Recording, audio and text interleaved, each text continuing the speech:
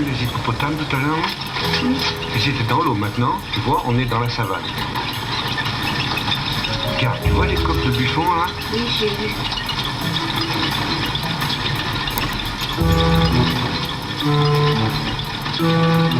Tu es fatigué, Ibrahima?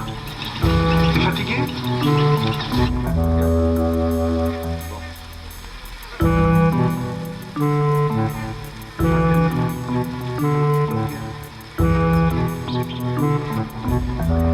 J'avais fait une tournée au Cameroun où j'avais rencontré à l'époque le président Ahidjo. Et puis il m'avait parlé d'un guide de chasse qui était du sud-ouest, ce qui m'a engagé à le rencontrer. Je veux dire que j'étais assez touché au départ lorsque je l'ai vu, parce que pour moi c'était un personnage de cinéma. C'est un homme que j'ai beaucoup aimé.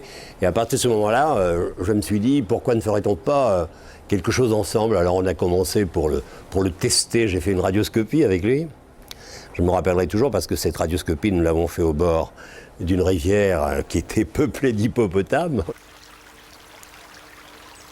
Nous sommes près d'un lac, d'une rivière. C'est la Benoué qui coule sur 100 mètres de large avec d'immenses bancs de sable devant vous. Oui, alors là... Que vous le disiez, les ouais, hippopotames... Je vous laisse dire. qui sont devant nous. À 15 mètres. À 15 mètres, une énorme femelle avec son petit qui repose son montant sur son dos pour se reposer et ne pas se fatiguer à nager.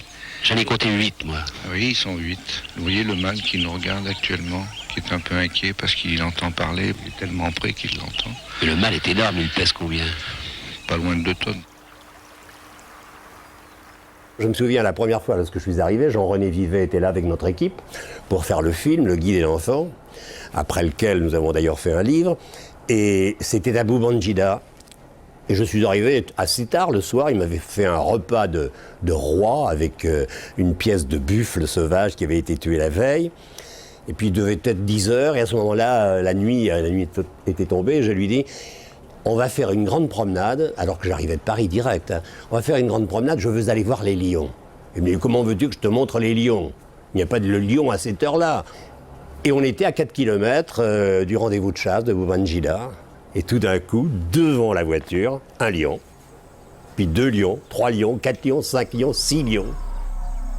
Cet homme que filme et interviewe Jacques Chancel est un de ces personnages mythiques qui ont fait l'Afrique. Aventurier de la première heure, guide de chasse au territoire infini, ce personnage charismatique et attachant a marqué toute une génération de Français et d'Africains. Non content d'être l'un des plus grands chasseurs européens, il acquiert dans les années 60 une vision prophétique de son métier qui, 40 ans plus tard, a fait école au Cameroun et ailleurs. Henri Aide-Dessus a été éleveur avant d'être chasseur. Sur son territoire de chasse de près d'1 million d'hectares, il protège ses centaines de lions, de girafes et d'éléphants et ses milliers de singes, d'antilopes et de buffles. Son sens pastoral prend le dessus. Ses fidèles compagnons africains l'appellent le Moukala, le blanc. Il est à la fois leur patron, leur docteur, leur banquier et leur chef. Il est lié à eux, les admire et les choisit. Ils le lui rendront bien.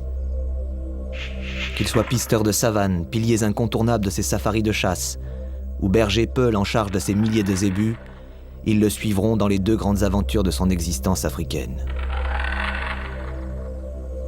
Grand chasseur qui a réussi dans l'élevage, grenoblois de bonne famille qui préfère la vie en brousse, blanc viscéralement attaché à cette terre d'Afrique, le personnage frappe par ses apparentes contradictions.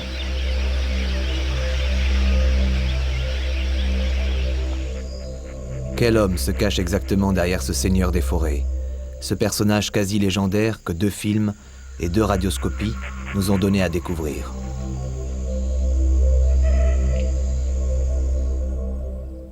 Fils d'un officier de gendarmerie d'origine basque, le jeune Henri Aide-Dessus poursuit à Grenoble des études de droit, interrompues en 1943. Au service du travail obligatoire, le jeune intellectuel, sportif et patriote préfère le maquis. Sa vie bascule. Il devient un résistant, traqué dans le Vercors, voyant mourir un à un ses compagnons. Il en sort profondément marqué. Par rapport à une vie relativement confortable, de jeune homme, de bonne famille, dans les beaux quartiers, savoir qu'il y a 50 ans, il y a des gens comme ça qui, à 20 ans, ont pris les armes pour défendre une cause qui n'était pas du tout validée à l'époque, ça on a tendance à l'oublier. Donc précurseur de dire en 1940, je ne veux pas que mon pays soit occupé par une force étrangère, je ne veux pas que de telles idées soient véhiculées, et de le faire sans publicité, sans rien. Il n'en a jamais parlé, contrairement à d'autres qui ont beaucoup moins fait, qui ont beaucoup plus parlé. Et ça c'est quelque chose que j'ai appris, c'est-à-dire la générosité et en même temps la modestie. La paix revenue, Henri ne reprend pas ses études. Il monte une affaire d'import-export et se marie. L'insuccès du mariage précède de peu celui de son entreprise. Lassé par la grisaille de sa vie, le jeune homme décide de tout abandonner et renaître sur un autre continent. Les grands espaces africains l'attirent. Devant une map monde, il pique du doigt au hasard sur l'Afrique. Ce sera Douala, au Cameroun. Il a 29 ans quand il s'y installe, en 51, avec 10 francs en poche. Après plusieurs mois, il se lance à la découverte de l'intérieur du pays. À Balmayo, les protéines manquent. Alors lui vient l'idée risquée de l'approvisionner en poissons depuis Douala. Risquée parce qu'il n'a pas de camion frigorifique. Dès lors, chaque voyage est une course contre la montre. Avec la chaleur, la moindre panne est synonyme de désastre. Les Blancs, cantonnés dans les villes, à des postes tranquilles, prennent Henri, seul en brousse avec ses Africains, pour un fou. Opiniâtre, il réussit son pari. Il revend son affaire après avoir multiplié son investissement par 10. Il se rend alors à Gaoundéré, au nord, achète des ébus qu'il convoie à cheval en 2 semaines vers Balmayo. Le commerçant devient cow-boy et retrouve ses racines de paysan. À 3 heures de cheval de Gaoundéré, Henri découvre Gaoundaba. Des milliers d'hectares de pâturage en friche près d'un superbe lac de cratère. Son rêve d'élevage est à portée de main. Il y a des occasions dans la vie, il faut les saisir, l'attraper à la gorge, cette chance, et ne pas la laisser tomber. Voilà où j'ai eu ma grande chance et que j'ai pu faire ma vie dans ces grands espaces. À la fin de 1957, Henri obtient de l'administration coloniale l'autorisation d'édifier à Gaoundaba logements, hangars et bains d'étiqueurs pour son bétail. La grande aventure commence par une paillote, une lampe tempête et 5 zébus. En quelques années, Gaoundaba va devenir un ranch prospère de 20 000 hectares et de plus d'1 millier de zébus. Henri est rejoint à la fin des années 60 par son fils, Pascal.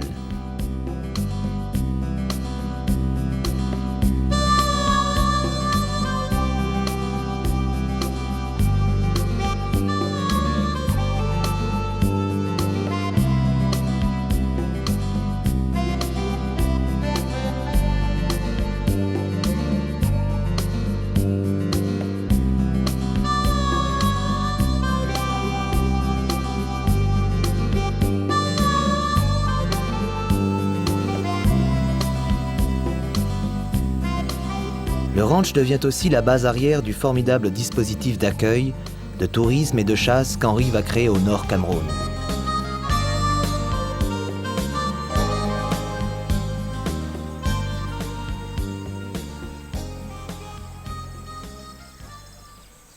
Il y avait tout à faire. Parce que tout ce que vous voyez là, c'est moi qui l'ai construit. C'est-à-dire, pour être ici, il faut savoir tout faire. Vous voyez la grille, le hangar, tout ça, c'est moi qui ai tout fait. Même j'ai coupé les carreaux, taillé les carreaux, fabriqué les portes. Bon, j'ai installé l'électricité, j'ai installé l'eau. Ici, c'était la brousse complète, c'était la brousse sahélienne, c'est-à-dire que c'était beaucoup plus boisé. Il y avait pas mal d'animaux sauvages, des prédateurs. On trouvait encore dans le voisinage des lions et des panthères. Et donc il a fallu pacifier la zone, c'est-à-dire ne plus mettre les bêtes en zone en danger, notamment le soir, parce que ce sont des proies tout à fait faciles. Et puis aller prendre dans les familles du village des foulbés qui avaient cette tradition et cette connaissance du bétail. Le berger s'installe au milieu de ses bêtes avec sa famille. En général, il y a une petite case par épouse et puis la case principale où se prennent les repas avec les enfants.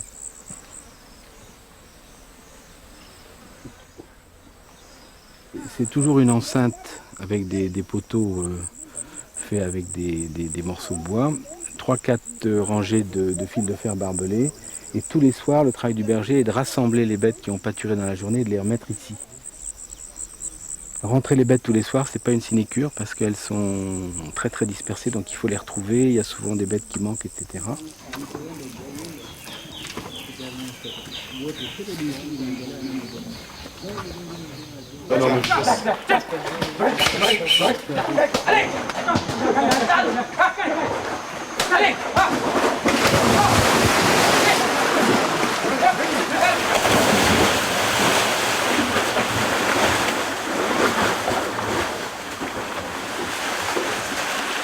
La partie plus novatrice, c'était un suivi vétérinaire plus consciencieux, avec davantage de moyens, des vaccinations systématiques, et puis un détiquage systématique et un déparasitage systématique qui consiste à faire passer 2 fois par semaine en saison des pluies tout le troupeau dans ce bain d'étiqueur, troupeau par troupeau.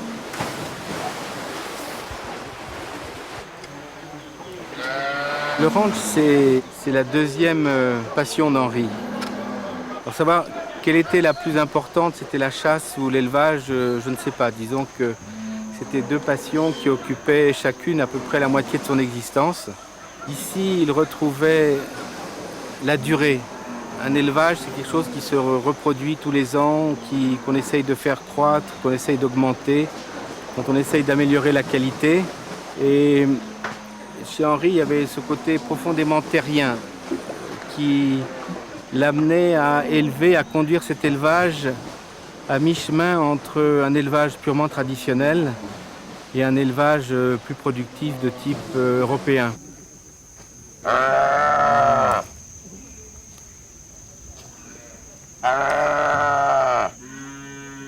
Depuis qu'il est au nord, Henri chasse régulièrement. Très vite, il y emmène des amis, d'autres expatriés et des visiteurs. Il se découvre l'envie d'une seconde activité, celle de guide de chasse. Ils partent à la recherche d'un territoire sur lequel s'établir.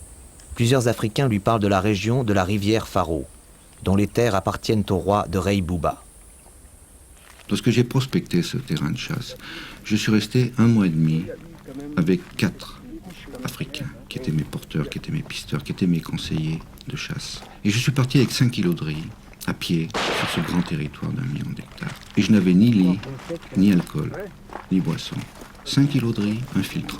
Et on vit au milieu de cette tour, en entendant les lions qui rugissent la nuit. Henri a découvert un territoire vierge gigantesque, sur lequel il obtient une concession d'affermage. Dès 62, il prend contact avec l'association des chasseurs professionnels et prospecte en France ses premiers clients qui ne tarderont pas à arriver. Avant de les convoyer jusqu'au Faro, au plus profond de la savane brûlante et étouffante, il les emmène chasser le petit gibier dans les collines vertes et tempérées des environs de Gaoundaba.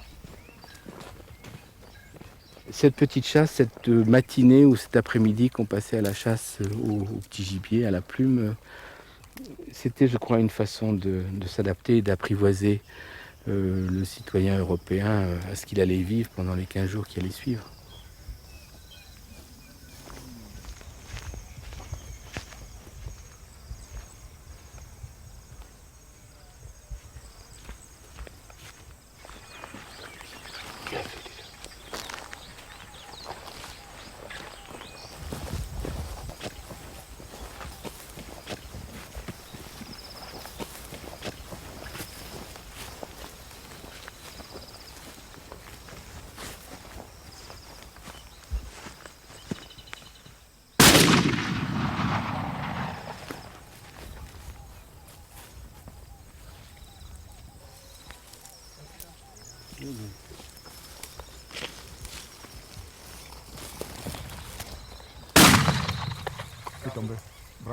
On tirait presque plus de coups de fusil pendant la séance d'essai que pendant les 15 jours de chasse qui allaient suivre. Mais je crois que c'était très très important.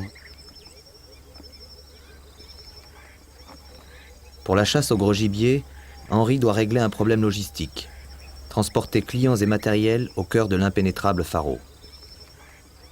En 65-66, c'était les seuls véhicules qui étaient capables de quitter la route pour aller dans la brousse. Les 4x4, les Dodge 4x4 évidemment, parce que d'abord c'était robuste, ça passe partout, parce qu'il n'y avait pas beaucoup de tout-terrain, c'était pas comme maintenant. Parce qu'avec ça, Hein? Bon, et le treuil, vous grimpez après un mur. Hein? Alors, l'expédition commençait au ranch où 4 Dodge, les surplus de l'armée américaine, étaient utilisés à chaque safari. On partait en convoi jusqu'à Ngaoundéré. Là, on faisait un dernier ravitaillement en carburant, en pétrole et en gasoil pour les groupes électrogènes. On prenait les derniers vivres frais, alcool, etc. Et puis,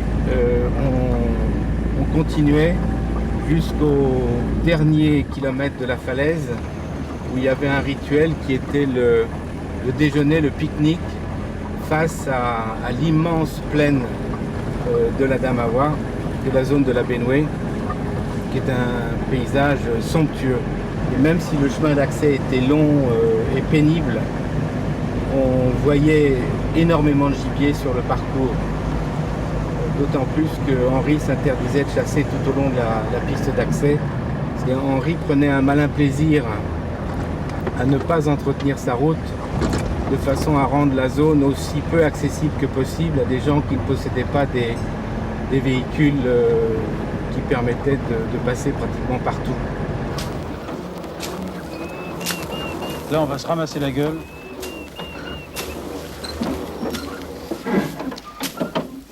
Allez, bon, bouge pas.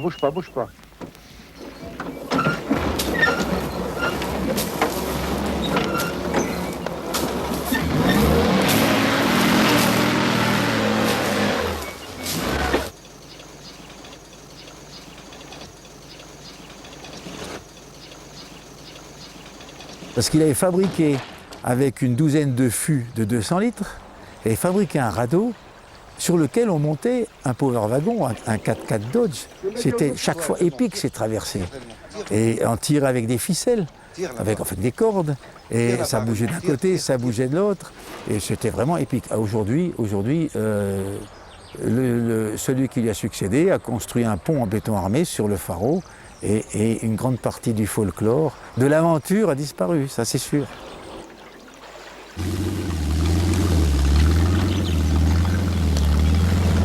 Et il avait établi 3 campements. Le premier étant celui sur lequel on arrivait d'abord, et de loin le plus agréable parce qu'il n'y avait ni mouches, ni moustiques, ni tsetse. Il avait ensuite, toujours sur le bord de la rivière, un second campement. Et encore plus loin, au pied d'une petite montagne, un 3e campement, on allait essentiellement pour chasser l'éléphant.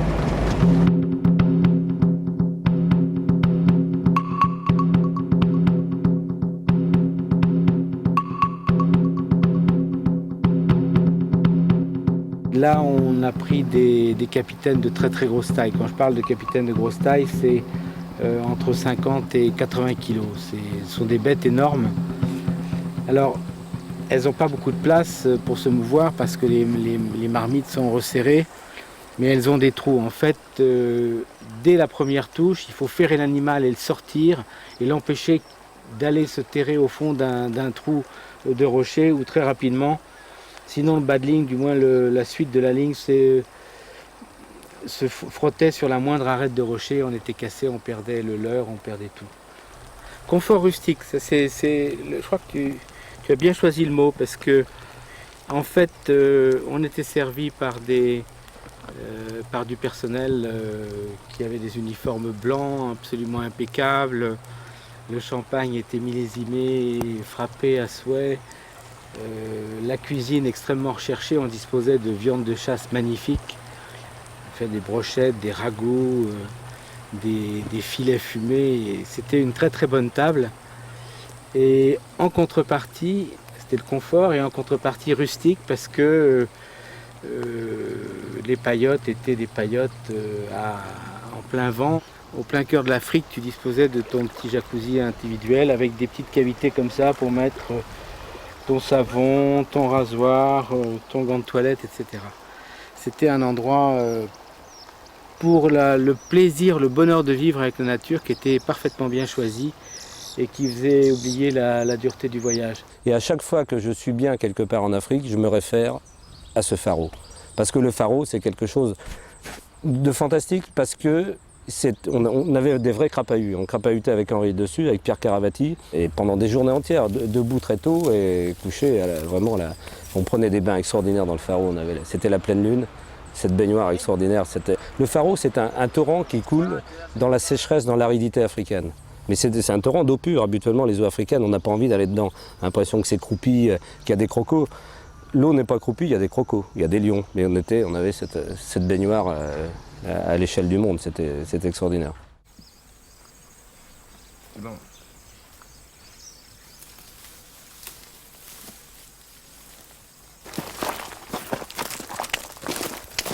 Vous voyez, entre les arbres là-bas, ok, c'est le coq de roseau ou quoi?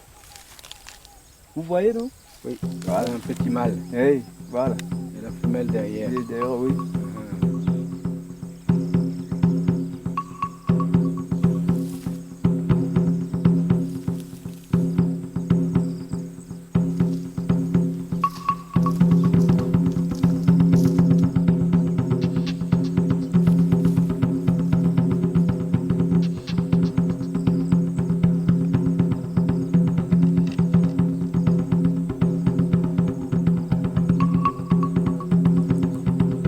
Ça, c'est le crotte de Bilbal. Il y a longtemps?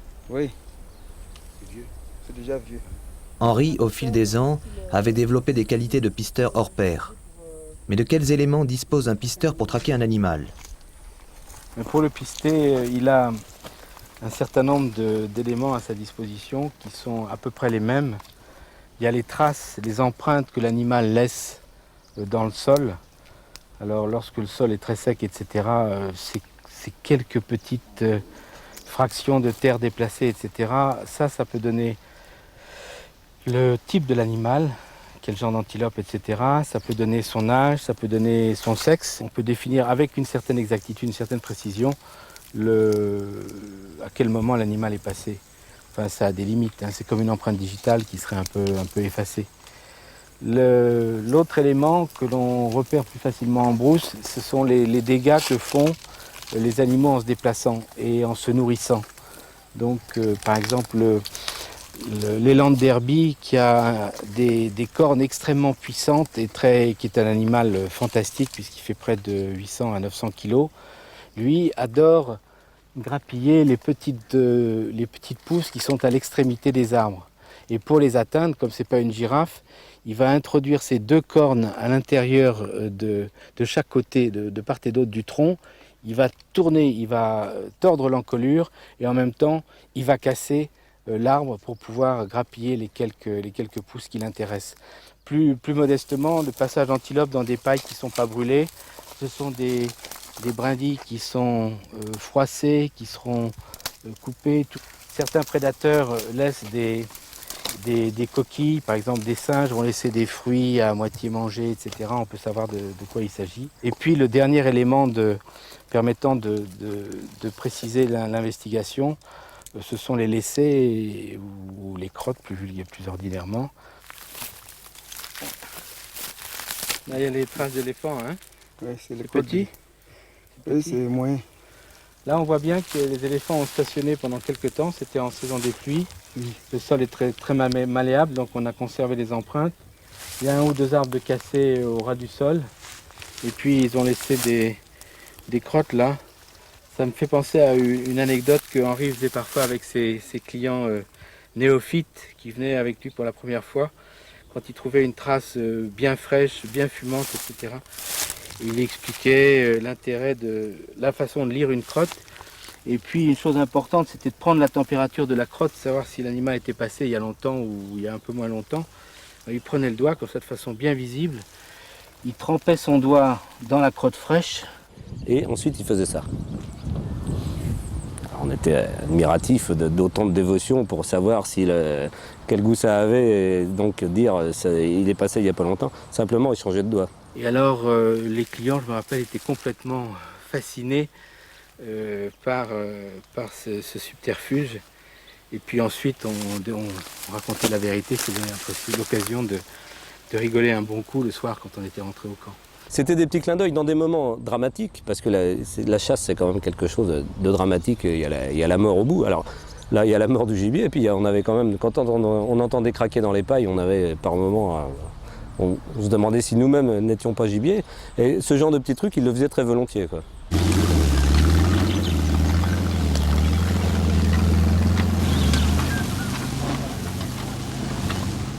Voilà les crottes d'élan, regarde.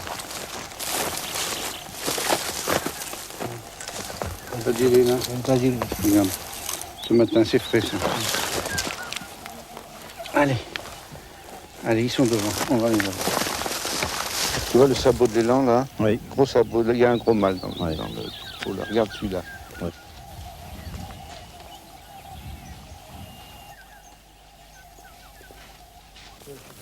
Viens voir.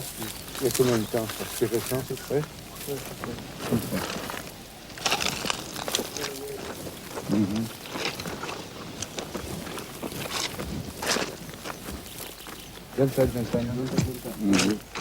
Lorsque l'animal est blessé, il faudra savoir lire des gouttelettes de sang qui seront laissées sur les pailles ou qui seront laissées.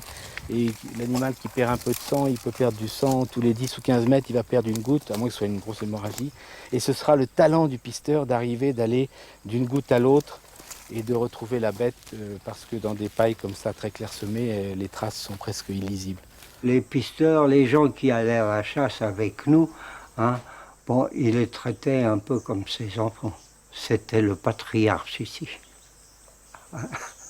C'était le papa, parce qu'il était plus âgé que la plupart de ces hommes. C'était le patron, parce qu'il fallait que ça marche. Seul un bon pisteur peut faire réussir la chasse d'un guide de chasse. Et les guides, il y a très très peu de guides qui aient une connaissance suffisante du biotope, de la nature, etc., pour pouvoir chasser sans pisteur africain qui lui est né ici et ressent la nature d'une façon beaucoup plus complète qu'un Européen. On est un peu handicapé. Il y a une perception, il y a l'ouïe, la vue, l'odorat, qui chez nous sont atténués depuis de nombreuses générations et qui restent encore très aigus chez un pisteur africain.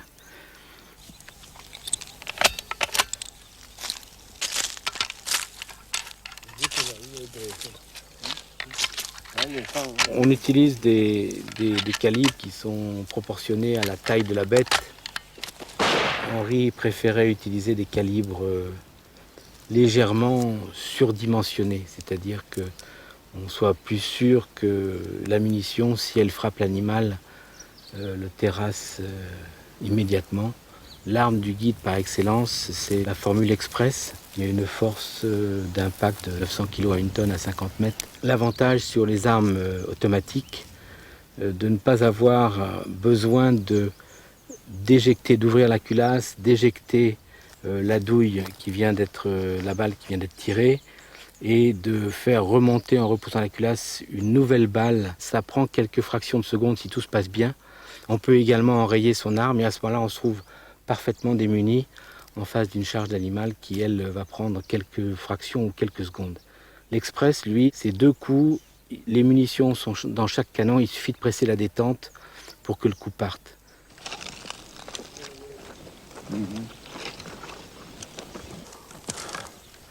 C'est lui à l'épaule. Attends. À l'épaule. Tire dans l'épaule. Devant. 1 mètre devant. Oui.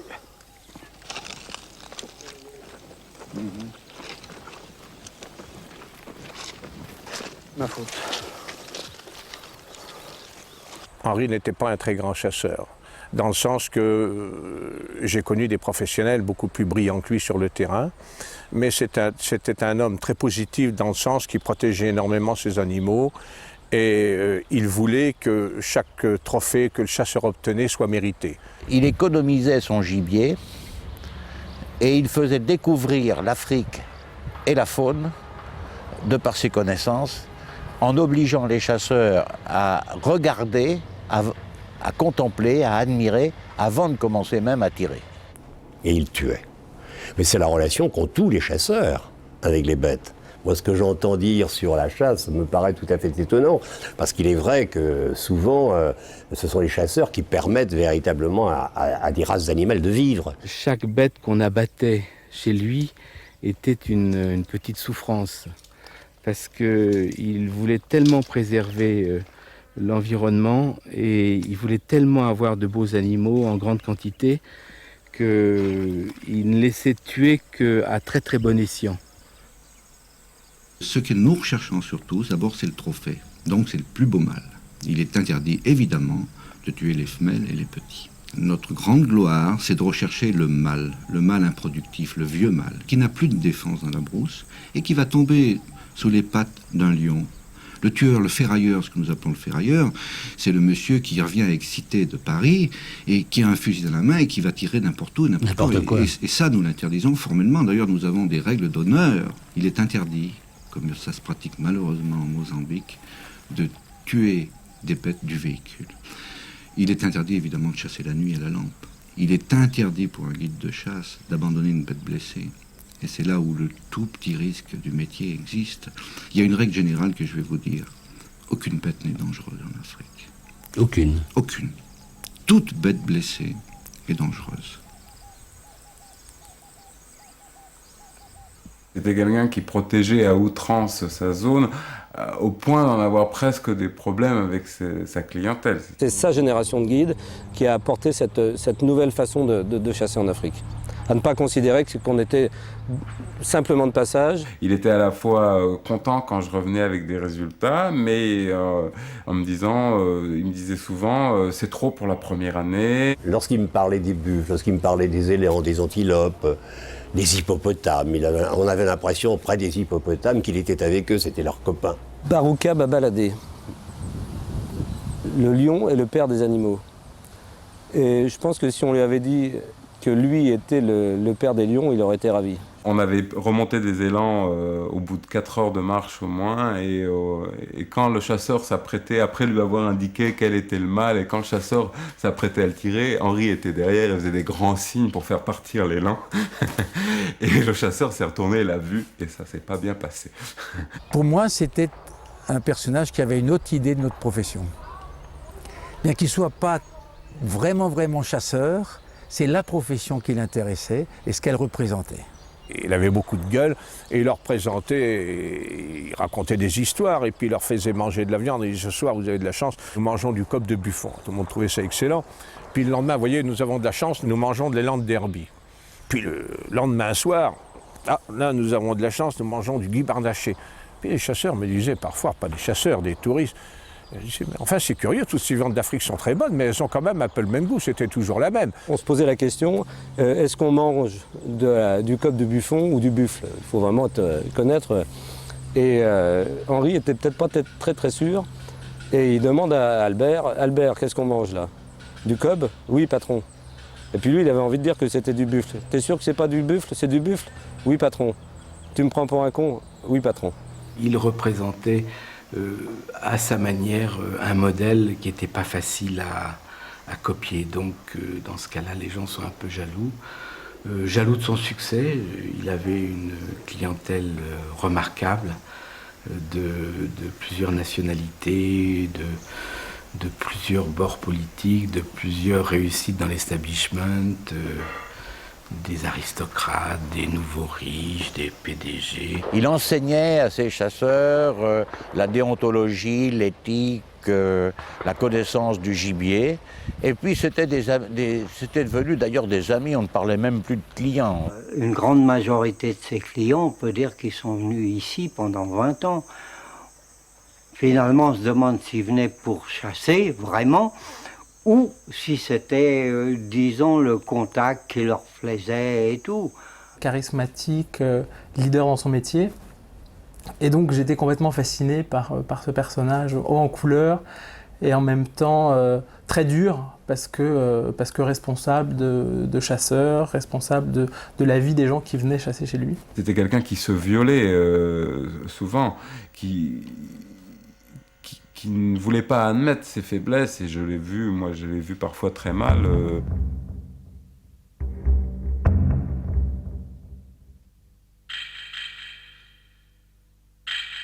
Mais comme il était ce personnage que l'on voit lorsqu'on le regarde sur l'écran, c'est-à-dire ce seigneur des forêts, forcément, il en imposait.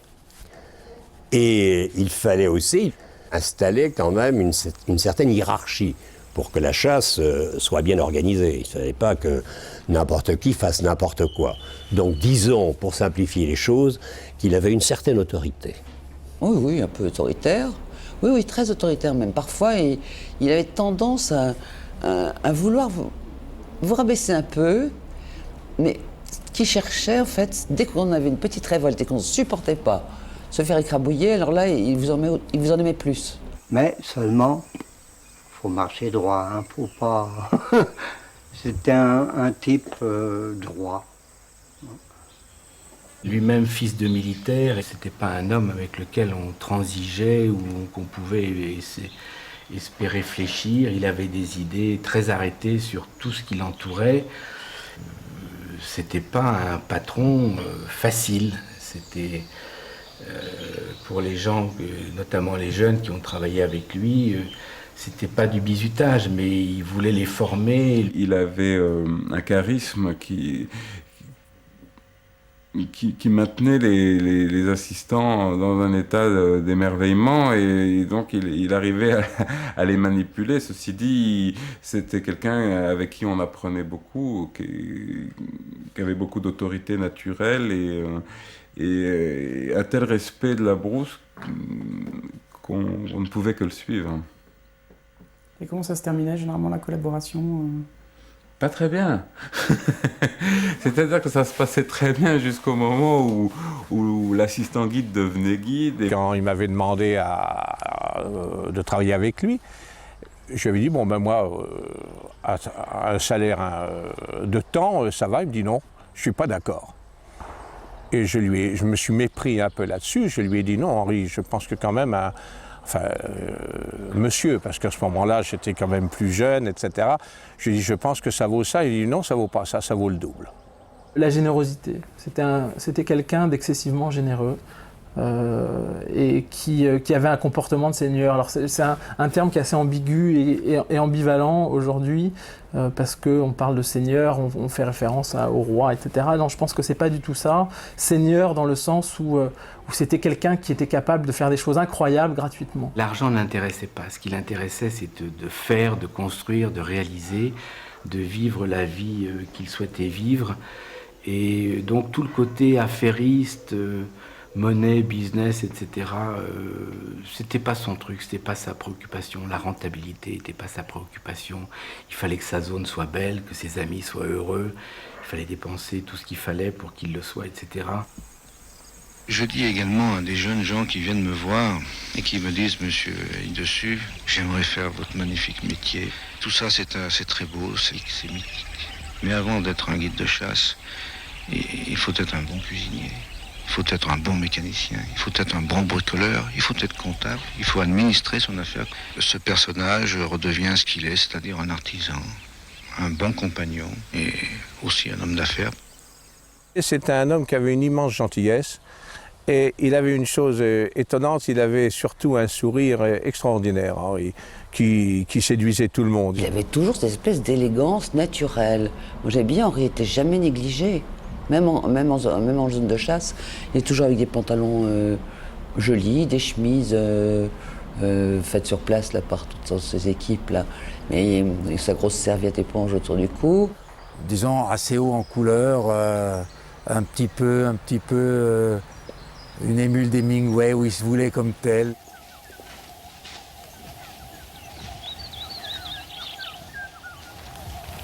On arrive dans des pailles qui n'avaient pas été brûlées.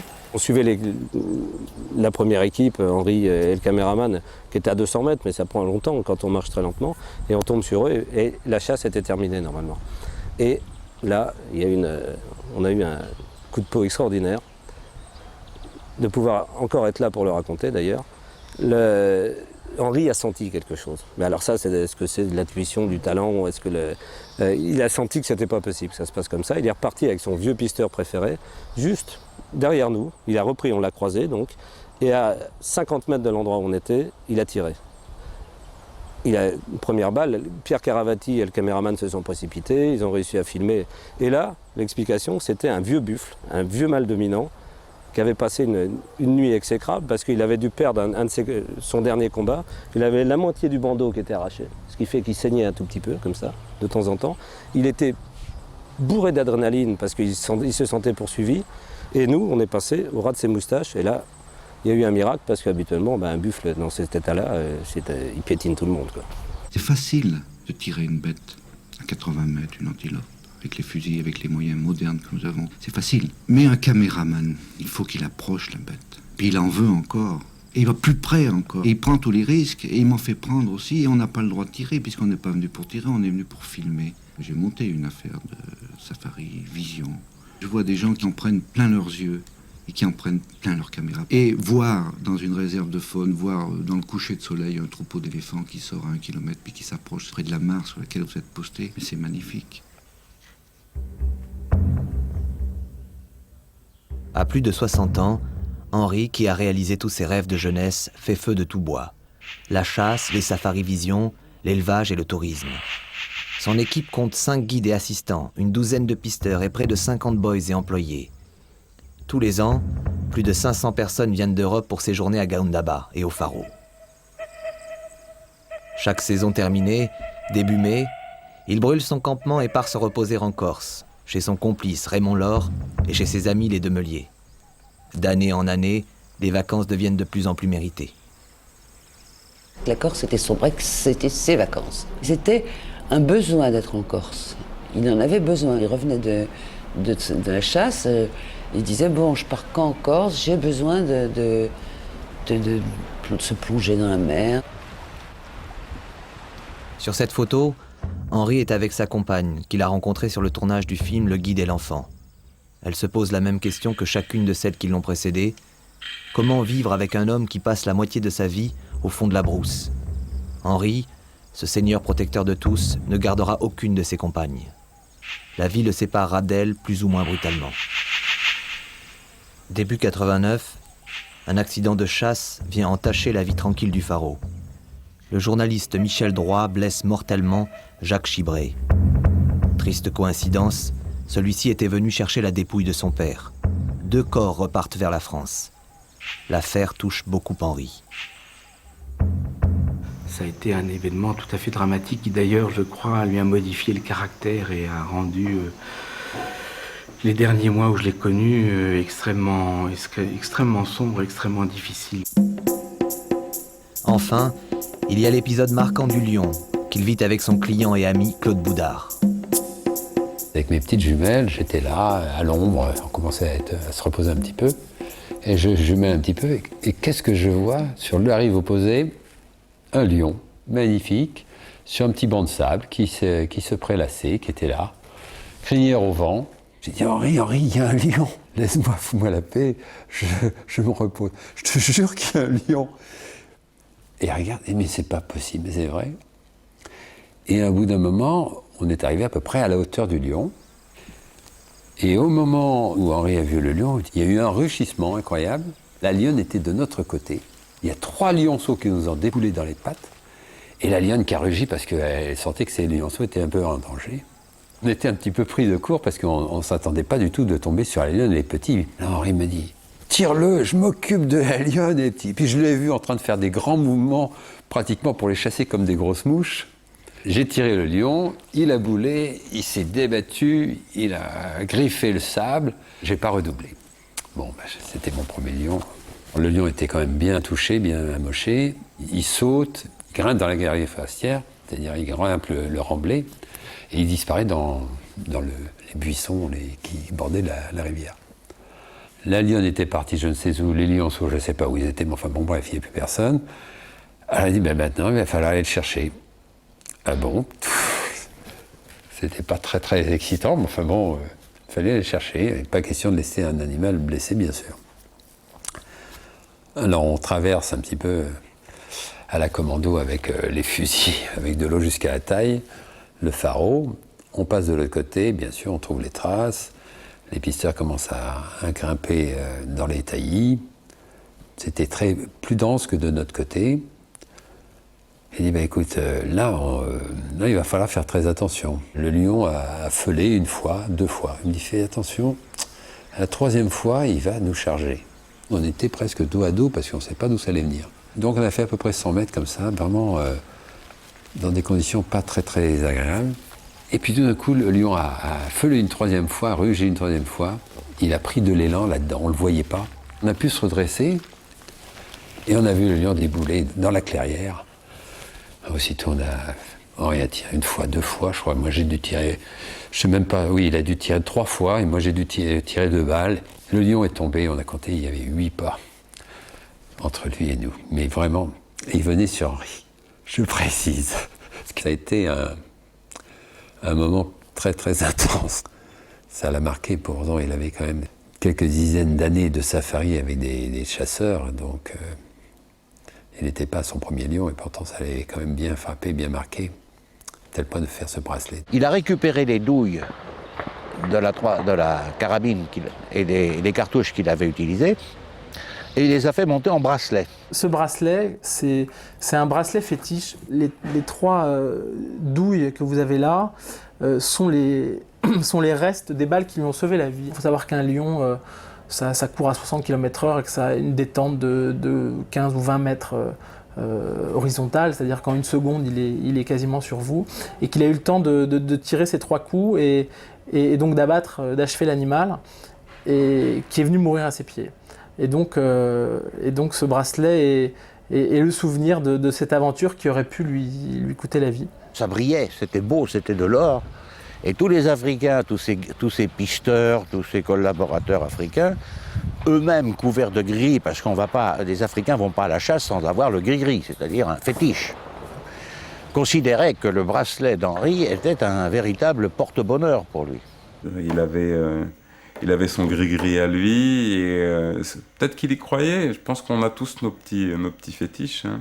Le jour de ce 14 décembre, il était allé à une réunion de guides de chasse à Garoua. Ça s'est très bien passé, même peut-être moins furibond ou moins féroce que les autres fois. Et arrivé devant chez lui, il me dit « Rendez-vous dans un quart d'heure, le temps que je prenne une douche et j'arrive ».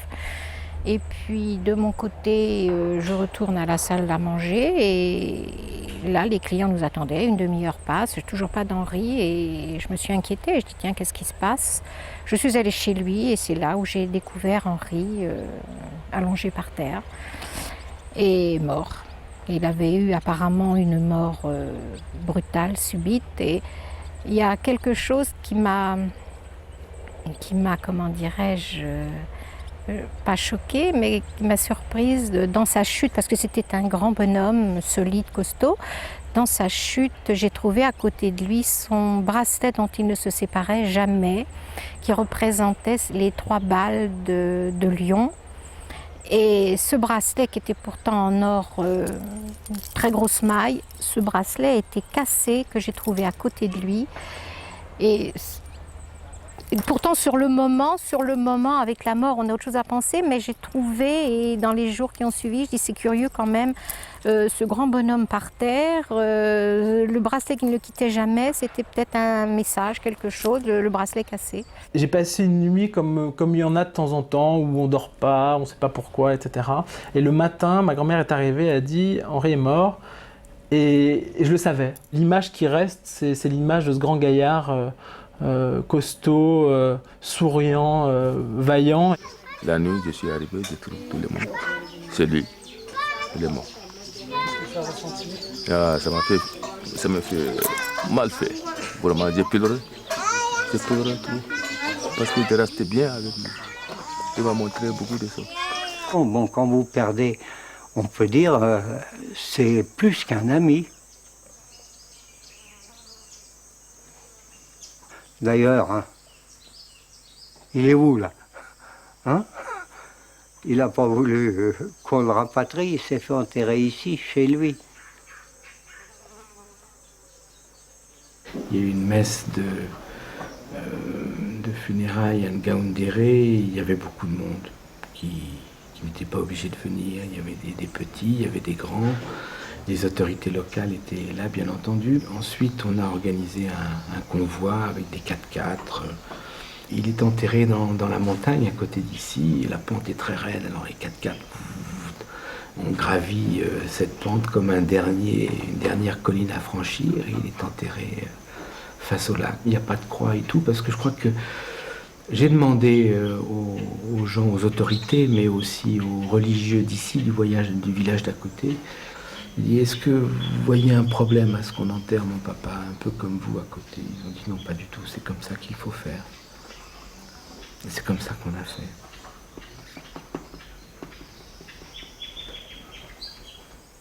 J'aimerais avoir un petit tertre dans mon ranch dans lequel je reposerai. La pensée m'est très agréable.